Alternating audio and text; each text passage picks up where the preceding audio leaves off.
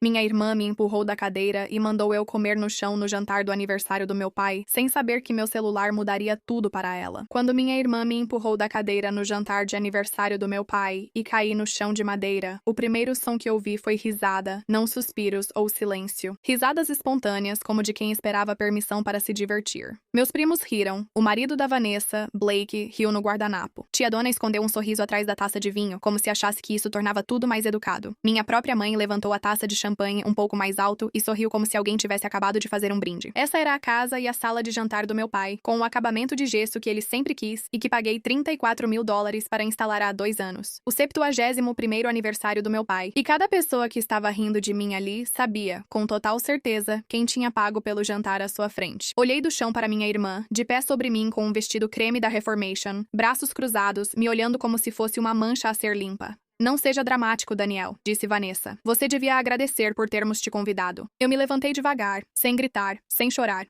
Endireitei meu cotovelo, que já começava a latejar, e sorri. Esse sorriso é a parte que ela vai lembrar por mais tempo. Assustou ela mais do que qualquer grito poderia. Aproveite esse jantar, eu disse para ela. É o último que você vai receber de mim. O riso cessou abruptamente na sala. É melhor retomar os 7 anos anteriores, pois nada faz sentido sem esse contexto. Tenho 36 anos. Administro uma empresa de análise logística que cresceu de uma startup de 2 pessoas para 40 funcionários e foi avaliada em 9 dígitos desde o ano passado. Nunca fui o mais barulhento da família. Sempre fui a quieta e responsável, ou seja, na minha família, aquela com saldo bancário disponível em emergências. E as coisas davam errado o tempo todo, principalmente quando se tratava da minha irmã. Vanessa, 2 anos mais nova que eu, é casada com Blake, que teve 4 negócios imperdíveis em 6 anos, nenhum fracassando tanto quanto deveria, pois sempre surgia dinheiro para suavizar as quedas. Meu dinheiro, canalizado através do que eu dizia para mim mesma por anos, eram empréstimos. Eu paguei pelo primeiro casamento da Vanessa. 18 meses depois, paguei pelo segundo, após o primeiro casamento acabar em circunstâncias que minha família evita discutir no jantar. Paguei contas médicas de emergência, que na verdade eram para Cool Sculpting. Paguei as parcelas atrasadas do financiamento imobiliário da casa que Vanessa e Blake compraram, mesmo sendo acima do que podiam pagar. Toda vez que minha mãe ligava, com a voz tremendo naquele tom específico que ela usa quando vai me pedir alguma coisa, e toda vez que eu dizia para mim mesma que seria a última vez, nunca era. Só foi quando teve que ser. Existe um tipo específico de cansaço que vem de ser a irmã que sabe lidar com dinheiro em uma família que trata essa frase como uma descrição de cargo, e não como um elogio. Quando criança, Vanessa participava de dança, líderes de torcida e excursões escolares que minha mãe sempre acompanhava. Ganhei uma calculadora no meu aniversário de 13 anos porque disse que gostava de matemática, e minha mãe achou que eu precisava de menos. Menos atenção, menos proteção, menos daquela delicadeza que ela derramava sobre Vanessa como se fosse um recurso renovável, e não algo finito. Eu não guardava ressentimento por isso na época. Eu entendia como uma espécie de troca. Ganhei independência, ela adoração. E acabei achando que a independência era o melhor negócio. Demorou até eu fazer 36 anos, deitada no chão de madeira de uma casa que eu mesma paguei, para entender o quanto eu tinha me enganado. 6 semanas antes do jantar de aniversário, meu pai, John, foi internado no St. Luke's Medical Center por insuficiência cardíaca congestiva avançada. Sentei ao lado da cama dele no hospital às 6 da manhã. Antes da minha primeira reunião, segurando a mão dele enquanto um monitor apitava um ritmo que me assustava mais do que qualquer coisa que Vanessa já tivesse feito. O aperto dele era fraco, mas o olhar não era. Não deixe a Vanessa vender a casa, ele sussurrou. Não deixe que eles acabem com o que eu construí. Eu disse que não deixaria. Eu disse isso do jeito que a gente diz coisas cujo preço ainda não calculou totalmente. Ciclo 1. 3 semanas após a visita ao hospital, surgiu o primeiro verdadeiro sinal de alerta, embora eu não o reconhecesse assim na época. Minha mãe, Linda, ligou para dizer que a Vanessa tinha começado a cuidar um pouco dos assuntos do papai, só para ajudar enquanto ele se recuperava. Eu disse para mim mesma que isso era normal. Alguém tinha que cuidar das contas dele enquanto ele fazia reabilitação cardíaca. Eu estava ocupada com a empresa. Deixei pra lá. Segundo ciclo. 2 semanas depois, o contador de longa data do meu pai, um homem cuidadoso e de fala mansa chamado Gerald Faro, que fazia os impostos da nossa família há 18 anos, me ligou diretamente em vez de passar as coisas pela Vanessa, como ela aparentemente tinha instruído. Daniel, não quero ultrapassar meus limites, disse Gerald, mas estou vendo pedidos de saque na conta operacional do seu pai que não passaram pelo processo habitual de autorização dele. Recebi um e-mail estranho, supostamente da sua mãe, pedindo acesso à autorização para transferências da fundação da família. Fiquei gelado. De fato, despencou, do jeito que acontece quando você está do outro lado de uma montanha russa, aquele meio segundo sem nada embaixo de você. Perguntei para Vanessa sobre isso em um almoço de família no fim de semana seguinte. Ela acenou sem tirar os olhos do celular. Gerald é paranoico. Alguém precisa cuidar das coisas enquanto o papai está doente, Daniel. Você nunca está aqui. Pensei que talvez ela tivesse razão, já que eu sempre estava ocupado com a empresa. Primeira mentira que pessoas como eu contam, achar que ser útil fora justifica ignorar o que acontece em casa. Terceira volta. No mês seguinte, a diretora financeira da minha empresa, uma mulher inteligente e direta chamada Priya Ansari, que cuida das nossas finanças há 6 anos, entrou no meu escritório e fechou a porta, algo que ela nunca faz. Você aprovou um pedido de transferência da sua irmã? Ela perguntou. Alguém tentou mover $180 mil da conta da fundação da família Whitmore para uma conta empresarial de Blake Carroll. Eu não tinha aprovado nada. Minhas mãos gelaram na caneca de café. Priya abriu os registros de login no laptop e mostrou para mim. A autorização tinha vindo do antigo endereço de e-mail da minha mãe, um que ela não usava há 2 anos. Um ao qual Vanessa claramente ainda tinha a senha, porque foi a própria Vanessa quem configurou para ela desde o início. Autorização falsa. Tentativa de roubo de uma fundação beneficente que financio com $2 milhões anuais. Sentei olhando a tela, sentindo um silêncio e frio internos. Não chamei a polícia naquele dia, dizendo a mim mesma que precisava de mais informações. Percebi que esse instinto faz as pessoas ficarem em situações 3 meses a mais do que deviam. Em vez disso, liguei para Gerald e pedi que reunisse tudo discretamente. Todos os saques, empréstimos e dólares dos últimos 7 anos. 4º ciclo. Na mesma semana, em um jantar para antigos parceiros do meu pai, Vanessa ficou diante de uma sala cheia de homens que me conheciam desde meus 19 anos, quando iniciei minha primeira empresa na garagem. Disse a eles, de forma doce, com uma mão delicada no meu antebraço, que eu era um pouco instável e dependente do dinheiro da família. Que Deus o abençoe. Eu usava uma jaqueta mais cara que a prestação da hipoteca dela. Ela usava os brincos que dei no seu 30º aniversário. Ninguém a corrigiu. Sorri, inventei uma desculpa sobre um voo cedo e fui embora. Eu repetia que era só a Vanessa sendo ela mesma, já fazia 7 anos. Mas estava cada vez mais difícil acreditar. Loop 4,5. 10 dias antes do jantar, fiz algo de que não me orgulho, mas faria de novo sem hesitar. Contratei a contadora forense Sheila Okafor, especializada em auditorias de divórcios, para fazer uma análise independente de todas as contas que Vanessa movimentou após o diagnóstico do meu pai. Disse a mim mesma que eu estava sendo meticulosa. Na verdade, eu torcia para ela não achar nada. Parte de mim queria estar errada sobre minha irmã. Ela voltou com uma planilha de 41 linhas, 6 transferências, todas logo abaixo de $10 mil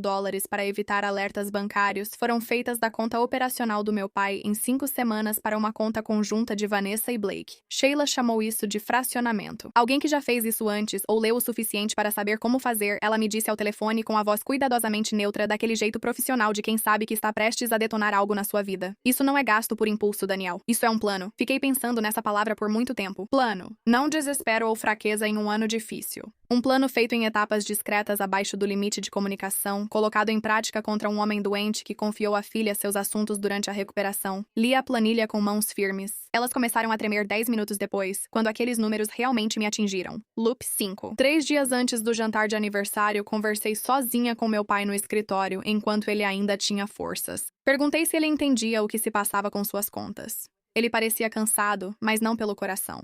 Sei mais do que você imagina, Daniel, disse ele baixo. Não tenho mais forças para discutir isso com ela. Você tem. Parei de esperar por mais provas, já tinha um arquivo cheio delas. Na manhã seguinte, liguei para minha advogada, Mara Whitfield, da Kessler Boss, com 11 anos de atuação em litígios sucessórios e patrimoniais, do mesmo escritório que cuidava do planejamento sucessório da nossa família desde a abertura de capital da empresa do meu pai. Levei tudo a ela. Extratos da conta do Gerald, registros de login da Priya, tentativa de autorização falsa e 7 anos de empréstimos não pagos. Precisamos falar sobre o trust, disse Mara. Antes que seu pai deixasse de ter condições de tomar essa decisão por conta própria, reescrevemos o documento em 10 dias. Meu pai, lúcido e disposto, assinou um trust familiar revisado me nomeando administradora única. A casa, as contas operacionais e as ações da empresa ficaram sob meu controle. O acesso da Vanessa ficou restrito a uma verba discricionária que eu podia cancelar a qualquer momento como ele quis. Ele disse isso para Mara oficialmente, com um tabelião e 2 testemunhas presentes, especificamente porque tinha medo que a Vanessa depois alegasse que ele tinha sido coagido. A Vanessa ainda não sabia de nada disso. Ela ainda podia acessar o portal de pagamentos da fundação porque eu ainda não tinha cortado esse acesso. Eu dizia para mim mesma que esperava o momento certo, mas não sabia que seria um empurrão. O jantar deveria ser simples. Pausa rápida.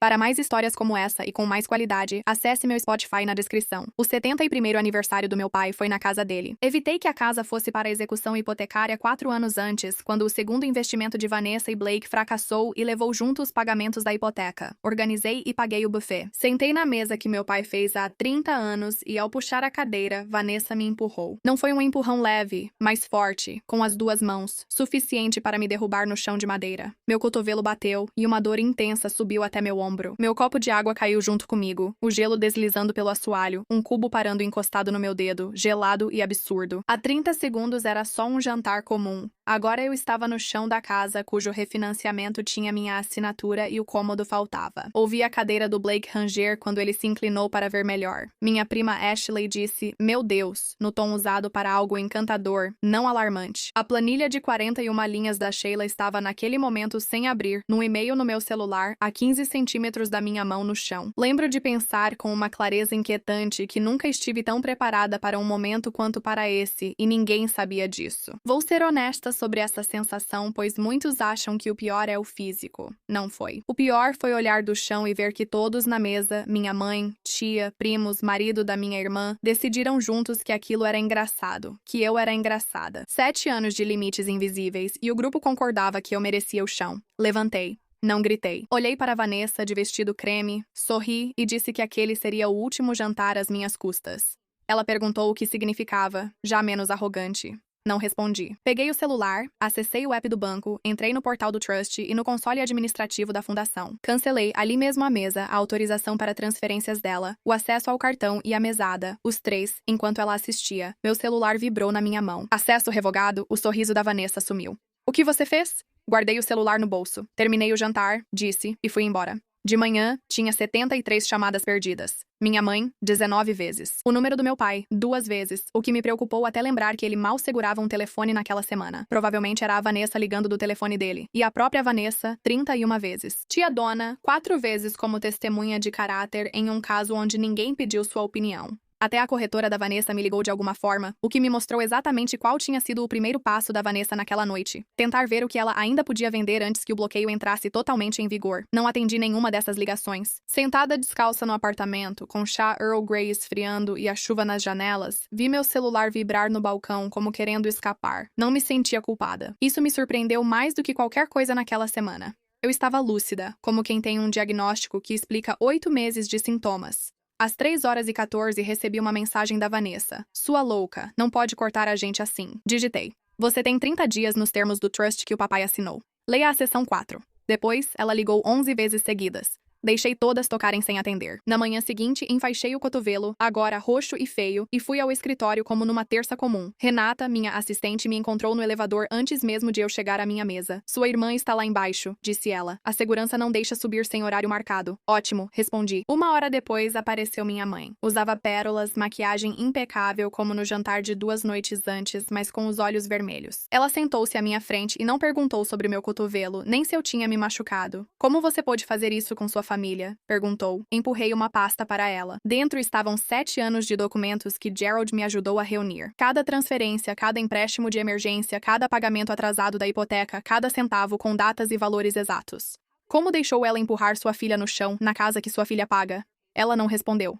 Observei quando abriu a pasta e ficou imóvel. $1.200.000. 2 casamentos, 4 resgates de hipoteca e um cool sculpting cobrado como emergência médica. Sem contar os $180.000 que ela tentou roubar da fundação mês passado com seu e-mail antigo, sem você saber. "Você fez uma lista?" Minha mãe sussurrou. "Quem é explorado vezes demais aprende a guardar registros, mãe." Ela se encolheu como se eu a tivesse atingido, e acho que fiz, com papel em vez de mão, que parecia nas circunstâncias a arma mais honesta. Vanessa entrou de repente no meu escritório 20 minutos depois, aparentemente convencendo a segurança com a mesma confiança que lhe deu 10 anos de dinheiro que ela não merecia. Sem os óculos escuros, cabelo bagunçado, rímel borrado, sem saber se era do choro ou da chuva. "Sua vadia vingativa", ela disse. Não levantei a voz. Percebi em 11 anos liderando reuniões e negociações difíceis que elevar a voz indica que você já perdeu a discussão. "Você tentou roubar $180.000 usando uma assinatura falsa no e-mail da nossa mãe", eu disse. "Isso é fraude eletrônica e falsificação. Tenho os registros de login da Priya Ansari, o resumo financeiro do Gerald Farrell e uma análise independente de fracionamento da contadora forense Sheila Okafor, mostrando 6 transferências divididas para ficarem abaixo do limite de notificação.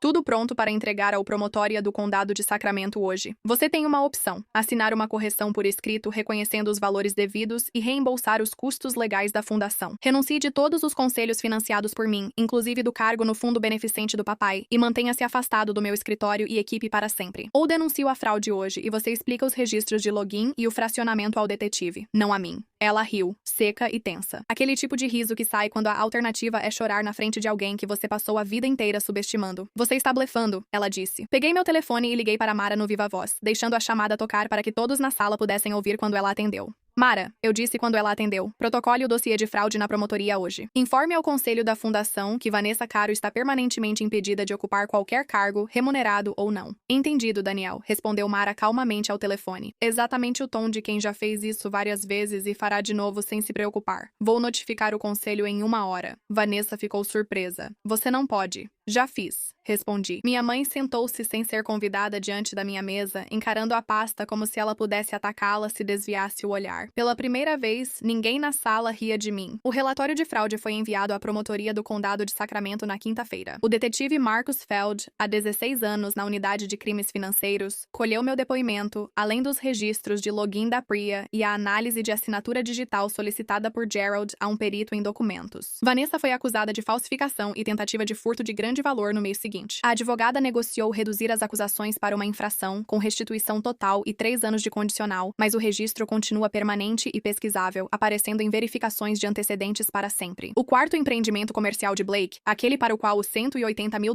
haviam sido destinados, faliu em 6 semanas sem a injeção de capital a qual nunca teve direito desde o início. Eu não senti muita coisa em relação a isso. Alguns desfechos não exigem luto completo. Meu pai faleceu 4 meses depois, em paz, em casa, que nunca correu risco de ser vendida graças a decisões tomadas no hospital e confirmadas por Mara. Fiquei com ele nas últimas semanas, como devia ter feito, e não só resolvendo crises de longe, enquanto minha irmã recebia o crédito por estar presente. Ele disse que rever o trust foi a única decisão em anos da qual não se arrependeu. Já faz 11 meses desde aquele jantar. Ainda administro minha empresa. Ainda financio a fundação da família, agora com 2 conselheiros independentes incluídos por iniciativa da Mara. Essa medida de segurança eu deveria ter adotado antes. Minha mãe e eu nos falamos de vez em quando, com cuidado, como se fala com alguém depois de uma cirurgia da qual nenhuma de nós duas se recuperou totalmente. Vanessa e eu não nos falamos mais, e após 7 anos de generosidade unilateral, isso parece mais um primeiro silêncio honesto do que uma perda. O relatório forense de Sheila Okafor, que me apresentou o termo estruturação, acabou entrando como documento C no processo do Ministério Público. A detetive Feld me disse que essa foi a única prova que fez o advogado da Vanessa parar de contestar e começar a negociar a restituição. Há algo quase cômico nisso, no sentido mais sombrio. A irmã que passou 7 anos insistindo que eu era a instável acabou sendo derrubada. No fim, por uma desconhecida com uma planilha e uma voz muito calma ao telefone.